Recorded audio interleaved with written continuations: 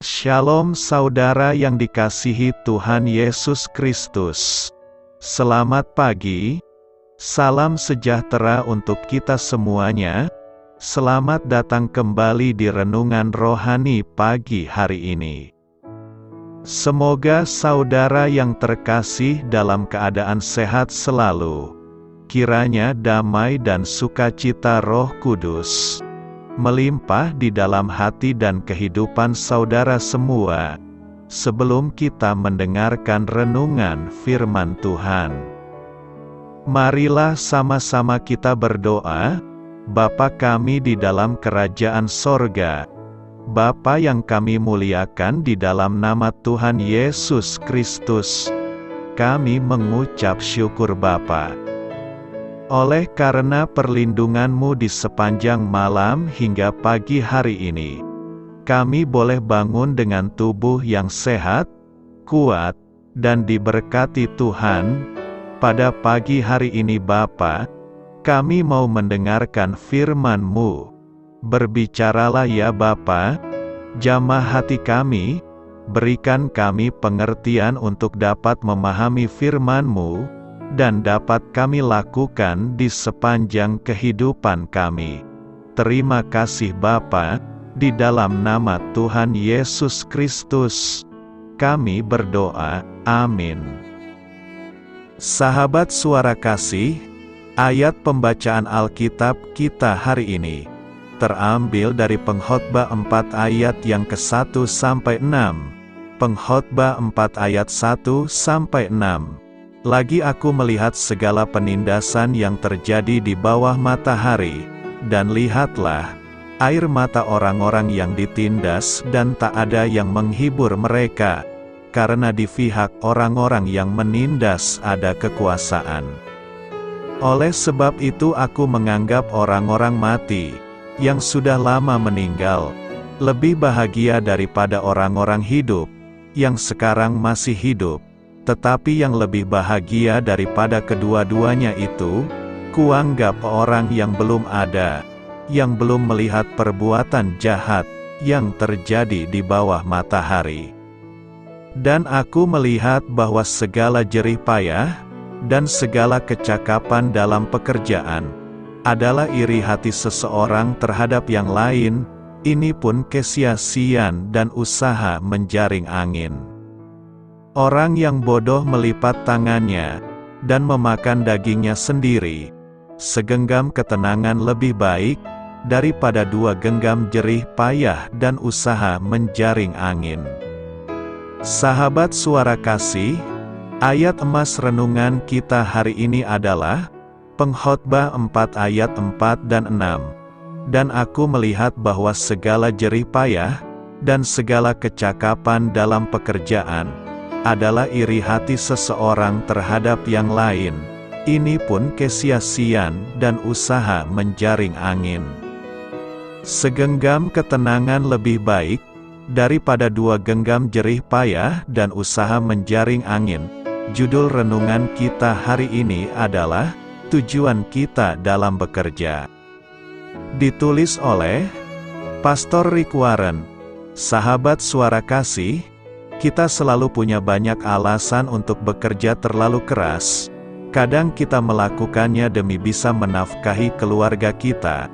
Alasan lainnya adalah kita menilai pekerjaan kita sangat penting.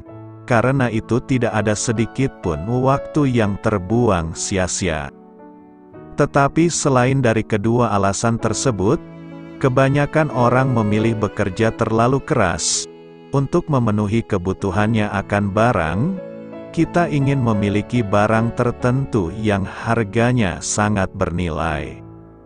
Alkitab menyampaikan alasan ini dalam Pengkhotbah 4 ayat 4. Dan aku melihat bahwa segala jerih payah dan segala kecakapan dalam pekerjaan, adalah iri hati seseorang terhadap yang lain. Ini pun kesia-siaan dan usaha menjaring angin. Tuhan menawarkan 2 pilihan kepada kita. Pertama, kita bisa menghabiskan semua waktu kita untuk mengikuti gaya hidup tetangga kita, atau kita bisa mengabaikan mereka dan menghindarkan diri dari rasa stres dan kecemburuan sosial, pilih salah satunya. Jadi untuk apa Anda bekerja keras? Apakah untuk memiliki barang-barang tertentu? Atau Anda mau membebaskan diri dari rasa stres, dan memilih untuk menghabiskan lebih banyak waktu bersama keluarga dan teman? Pilihan ada di tangan Anda. Dalam sebuah pernyataan, Tuhan Yesus menyampaikan, apa gunanya seorang memperoleh seluruh dunia, tetapi ia kehilangan nyawanya? Dalam bahasa sederhananya, apa gunanya menjadi pemimpin perusahaan, tetapi kehilangan anak-anak Anda atau pasangan Anda? Jawaban sederhananya adalah, hal itu sama sekali tidak baik. Sahabat Suara Kasih, pekerjaan dan nilai Anda adalah dua hal yang sama sekali berbeda. Mungkin Anda diberitahu bahwa Anda tidak berharga, dan Anda bekerja mencoba untuk membuktikan bahwa semua orang salah menilai Anda. Dalam benak Anda berkata kepada diri Anda sendiri, "Aku akan menunjukkannya kepada mereka. Aku akan membuktikan kalau mereka salah." Lalu Anda bekerja lebih keras lagi, tetapi tak peduli seberapa keras pun usaha Anda, hasilnya masih belum cukup. Saat Anda mulai sedang santai, Anda tiba-tiba mendengar sebuah suara, "Teruslah mengayuh, kejar hal itu." Tahukah Anda, saat suara itu mulai muncul, abaikan dia, karena dia membohongi Anda. Marilah kita renungkan, sebagai seorang pendeta, saya sudah menyaksikan banyak orang meninggal. Saya melihat banyak orang menghembuskan napas terakhirnya, kadang di rumah sakit, kadang di rumah dan kadang di jalanan. Di antara semua orang yang saya lihat meninggal, saya belum pernah mendengar orang berkata dengan napas yang sekarat, "Aku berharap bisa menghabiskan lebih banyak waktu bekerja di kantor." Tidak satu pun dari mereka yang mengatakan hal itu. Jadi apa yang Anda kejar lewat pekerjaan Anda? Sudah waktunya mengevaluasi kembali tujuan dan nilai Anda. Jangan menjadi orang yang tidak pernah puas. Keluarlah dari jebakan kebohongan itu. Amin. Tuhan Yesus memberkati. Sahabat Suara Kasih, demikianlah renungan firman Tuhan pada pagi hari ini. Semoga menjadi berkat bagi hidup kita, dan sebelum kita memulai segala aktivitas kita di pagi hari ini, marilah kita berdoa. Bapa kami yang di sorga, Bapa di dalam nama Tuhan Yesus Kristus, terima kasih Bapa, karena Engkau sudah menjadi Allah bagi kami. Kami juga bersyukur Bapa, untuk pertolongan-Mu, penyertaan-Mu, dan atas berkat-Mu di dalam kehidupan kami. Kami berbahagia dan bersyukur Bapa, untuk kebaikan-Mu di pagi hari ini. Tak berkesudahan kasih setia-Mu, tak habis-habisnya rahmat-Mu, selalu baru setiap pagi. Besar kesetiaan-Mu di dalam hidup kami. Terima kasih untuk firman-Mu. Pada pagi hari ini ya Bapa, kami mau belajar dan terus belajar tentang firman-Mu.